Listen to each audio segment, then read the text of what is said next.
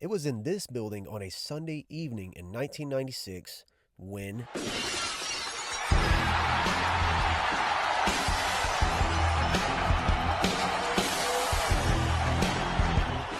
Hello everyone, my name is Morgan Johnson. I do history videos over Cape Girardeau and the surrounding areas. If you could, subscribe to me if that's something you're into. It means a lot.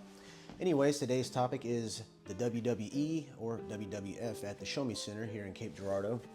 My favorite wrestler is Stone Cold, I have to say. The scene that got me into him was when William Regal was reading Shakespeare. The crowd was not liking it, and you hear the glass break, you see Stone Cold come out. Well, that is Shakespeare. That's a Texas rattlesnake. Here we go. Wait a minute. Oh, my God. Leave, doesn't say a word, and it's just one of many examples why Stone Cold is the baddest wrestler of them all. Anyways, today we're going to go over professional wrestling at the Show Me Center. This is professional wrestling at the Show Me Center before and after. Our opening shot is in the midst of a brawl started by Jake the Snake after Rick Rude hit on his wife in 1988. This was one of only a few events that was filmed at the Show Me Center. A few years later, Ric Flair beats Roddy Piper in the main event. Some of you may recognize Roddy Piper from an episode of It's Always Sunny in Philadelphia. 5 years later, we have Shawn Michaels defending his title against Mankind in the main event. In 2010, John Cena defeats world champion Sheamus, but the match didn't replace the title holder because it was a win via disqualification. In 2012, we have a triple threat match featuring CM Punk vs. John Cena and The Big Show. Kane visited the Show Me Center multiple times. One was when he defeated Bray Wyatt in the main event. Kane's real name is Glenn Jacobs, and he is currently the mayor of Knox County, Tennessee. And here is the Missouri native Randy Orton defending his title in a triple threat match against AJ Styles and Bray Wyatt. In this shot, we have Roman Reigns entering the arena. He was a former NFL player diagnosed with leukemia who ended up retiring from football, beating leukemia, and eventually becoming one of the most recognized faces in all of wrestling. And here we have Cody Rhodes in the summer of 2023. He's on the cover of 2K24, and he is currently the undisputed champion. Later in the same show, we see Santos Escobar and Rey Mysterio holding up a double-sided sign with a Bray Wyatt tribute to the late wrestler. And the grand finale was when Seth Rollins defended his championship belt and also made a tribute to Bray Wyatt.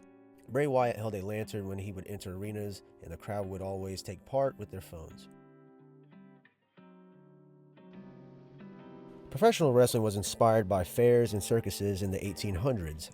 Strength competitions, fixed fights, showmanship, it all influenced professional wrestling.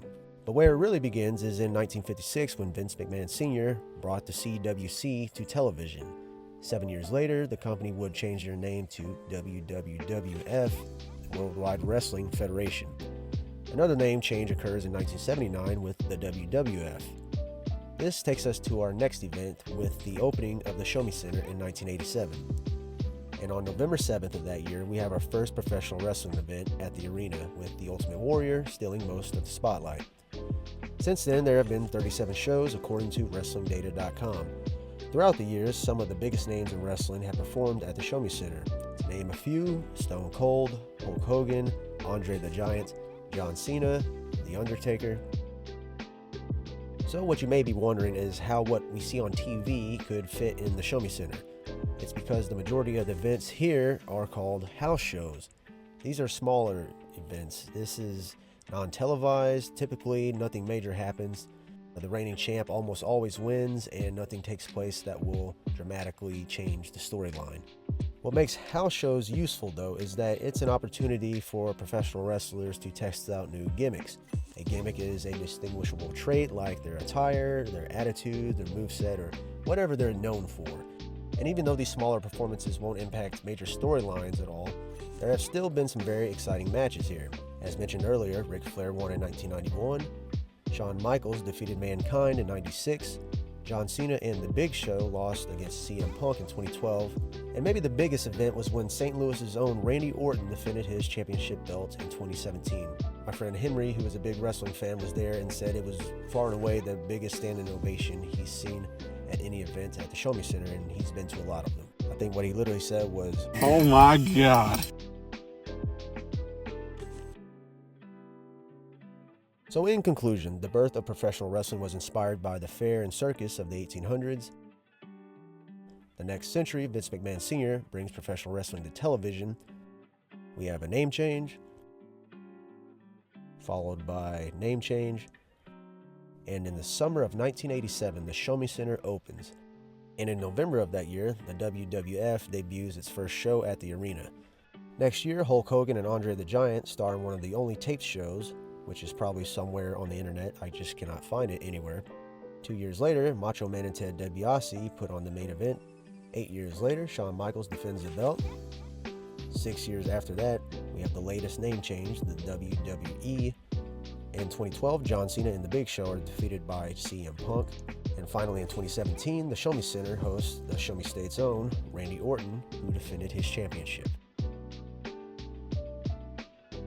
From the Jake the Snake Brawl in the 80s to Stone Cold and Shawn Michaels in the 90s, Roman Reigns, Cody Rhodes, this has been professional wrestling at the Show Me Center for